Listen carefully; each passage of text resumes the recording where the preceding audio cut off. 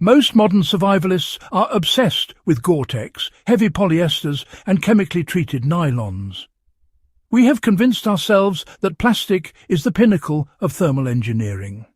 Yet, in the freezing cockpits of the Second World War, when the difference between life and death was measured in minutes of exposure to the Atlantic Ocean, the British Ministry of Supply did not turn to rubber or early synthetics. They turned to a specific, almost forgotten weave of long staple cotton known as Ventile. This wasn't about fashion, it was a matter of calculated survival logic. If a pilot ejected over the ocean, standard gear meant death by hypothermia in under 2 minutes. This fabric extended that survival window by 20 minutes or more, enough time for a rescue boat to reach them. That is the difference between a statistic and a survivor. Before we dissect how you can reintegrate this lost technology into your own survival loadout, make sure you subscribe to Atten Recounts. We don't do surface-level history here. We dig up the tactics and tools that actually kept people alive so you can use them today. The problem facing the RAF was a paradox of thermodynamics and physiology. A pilot in a Spitfire or Hurricane needed mobility to fight, meaning they would sweat during combat maneuvers. However, if they bailed out into the sea, they needed an impermeable barrier against freezing water. The rubberized suits of the time were death traps. They trapped sweat, which then froze the moment the pilot reached high altitude, causing fatigue and hypothermia before they even saw the enemy. The solution developed by the Shirley Institute in Manchester was entirely mechanical, not chemical. They utilized the finest long-staple cotton spun into a yarn so fine and woven so densely that it defied standard textile physics. When this fabric is dry, the weave is open enough to allow body heat and sweat to escape, keeping the operator dry. But the moment it contacts water, the cotton fibers swell dramatically. This swelling closes the gaps in the weave, creating a hard, waterproof shell without any chemical coating that can wear off. This is what we call intelligent fabric today, but they achieved it purely through mechanical tension and organic fiber properties in the 1940s.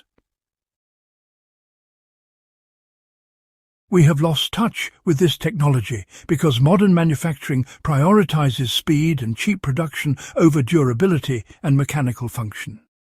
A standard waterproof jacket relies on a DWR, or durable water repellent coating, which is essentially a chemical spray that eventually rubs off, leaving you with a wet, useless plastic bag on your back.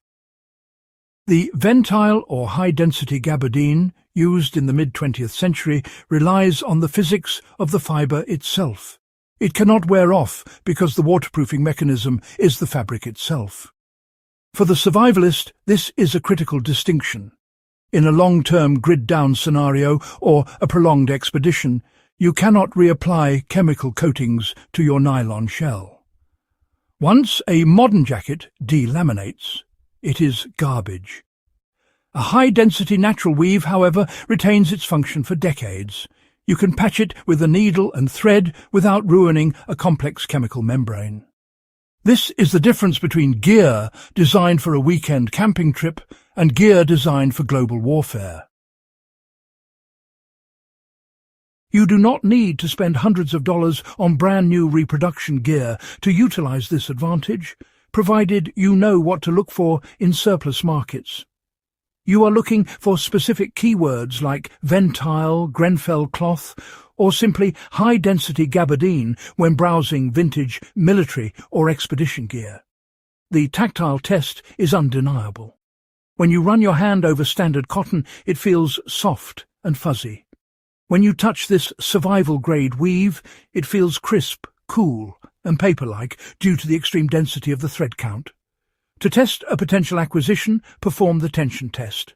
Pull the fabric taut, you should see almost no daylight through the weave. If you find a garment like this, your first step is to clean it without detergents that strip natural oils. Use pure soap flakes. Once clean, you integrate this as your outer shell layer. It replaces the noisy, easily torn plastic raincoat. In the field, this allows you to move silently, a tactical advantage modern synthetics completely surrendered, while maintaining a microclimate that regulates itself based on humidity. The fabric itself is only half the equation. The other half is how you layer underneath it to maximize that mechanical waterproofing. The frontline strategy was never about a single magic bullet garment, but a system. You must pair a dense cotton shell with wool insulation, specifically something like a heavy Melton wool or a commando sweater. The synergy here is vital. Wool is exothermic, meaning it generates a small amount of heat as it absorbs moisture, and it maintains insulation when wet.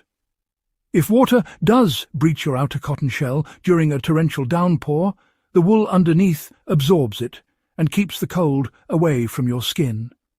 A synthetic down puffer jacket underneath would collapse and lose all heat retention.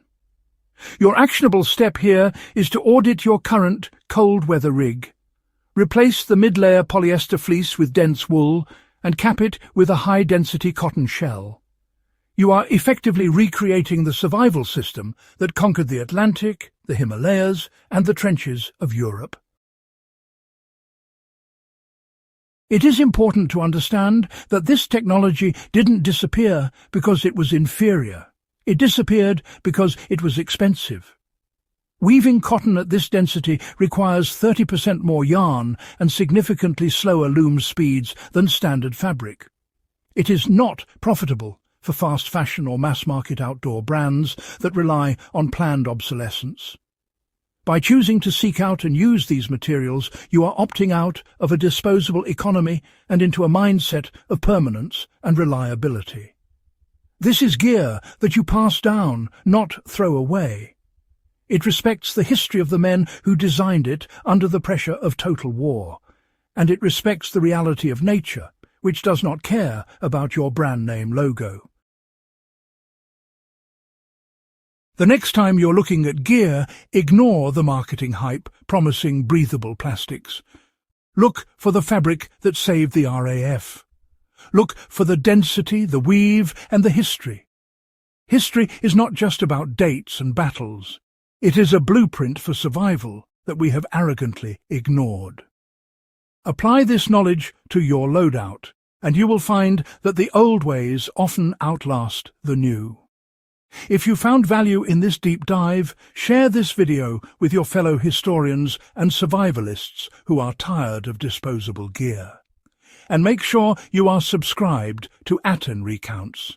We have more archives to open and more forgotten strategies to reclaim. Stay sharp.